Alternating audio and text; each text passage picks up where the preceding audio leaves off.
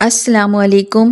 اداس آنگن قسط نمبر 17۔ اف، ایسا بھی کیا کہہ دیا میں نے، سچ بات ہی تو بتائی تھی۔ شازمہ دل گرفتہ سی کہنے لگی۔ او ہو آپی، آپ کو پتا تو ہے محلے کی عورتوں کا، وہ بس اپنے مطلب کے لیے ہی آئی تھیں، جو پورا نہ ہو سکا، بس اسی بات کا غصہ نکال کر گئی ہیں۔ انایا نے شازمہ کا دل بہلایا۔ ویسے اگر انہیں میری سیلری کا بھی پتہ چل جاتا تو نہ جانے ان کا کیا حال ہوتا۔ انایا نے ہنس کر کہا تو شازمہ نے چونک کر اسے دیکھا۔ کیا؟ کتنی سیلری ہے؟ تم نے تو مجھے بھی نہیں بتایا۔ شازمہ ناراضگی سے بولی۔ موقع ہی کہاں ملا بتانے کا، میرے پیچھے پیچھے ہی تو خالہ آ گئیں۔ انایا صوفے پر بیٹھی۔ تو بتاؤ نا کتنی سیلری ہے؟ شازمہ ایکسائٹمنٹ سے اس کے پاس بیٹھ کر پوچھنے لگی۔ 70,000 سیلری ہے، اور سب گھر والوں کا میڈیکل الگ سے دیں گے۔ انایا اپنے بیگ سے کچھ ڈھونڈتے ہوئے بتانے لگی۔ کیا؟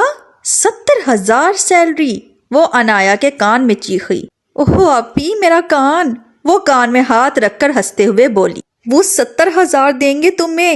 واہ انایا، تمہاری تو موجیں ہو گئیں، اتنے پیسوں کا کیا کرو گی تم؟ شازمہ کا جوش دیدنی تھا۔ میں نے کیا کرنا ہے، گھر میں کام آئیں گے۔ انایا کے سادگی سے کہنے پر شازمہ نے اپنا سر پکڑا۔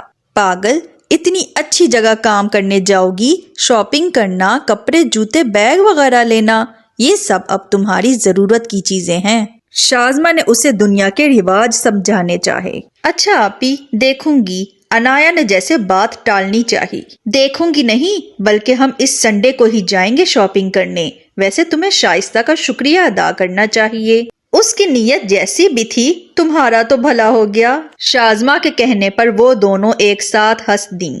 احمد نے شام کے ٹائم جم جوائن کیا ہوا تھا، جہاں اس کا دھیان ایکسرسائز میں کم اور لڑکیوں کی طرف زیادہ رہتا تھا۔ ابھی بھی وہ جم میں بلیک سینڈوز اور ٹراؤزر پہنے لڑکی کو اپنے مسلز دکھا کر ویٹ اٹھا رہا تھا، جو اس کی طرف مسکرا کر دیکھ رہی تھی۔ واہ یار، آج کل کتنی محنت سے گیم لگا رہا ہے۔ اس کے دوست جمیل نے احمد کے کندھے پر دھپ لگا کر مانی خیزی سے پوچھا۔ ہاں نا، میں تو اپنا ہر کام پوری محنت اور دل سے کرتا ہوں۔ احمد نے لڑکی کی طرف اشارہ کیا۔ ہاں یار، تو استاد ہے اپنا، تجھ سے تو کلاسیں لینی چاہیے۔ کہتے ہوئے دونوں ایک دوسرے کے ہاتھ پر ہاتھ مار کر ہنسنے لگے۔ اور آج رات کا کیا پلان ہے؟ وسیم لوگ تو جا رہے ہیں فارم ہاؤس، جمیل نے اس کے ساتھ چلتے ہوئے پوچھا۔ نہیں یار، آج نہیں، آج میرا کوئی دوسرا پلان ہے۔ احمد ٹاول سے پسینہ خشک کرتے ہوئے اس کی طرف آنکھ مار کر بولا۔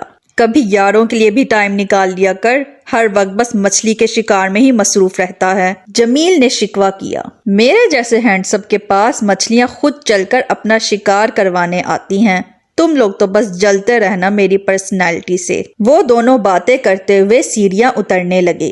چل پھر میں نکلتا ہوں۔ جمیل اپنی بائک اسٹارٹ کرتا ہوا چلا گیا، جبکہ احمد شوق سے دھن بجاتا اپنی گاڑی کی طرف جانے لگا، جو سائڈ پر پارک تھی۔ ابھی وہ گاڑی کا لاک کھولنے کے لیے جھکا ہی تھا کہ کسی نے اس کے کندھے پر ہاتھ رکھا۔ وہ چونک کر پیچھے کو مڑا۔ جی؟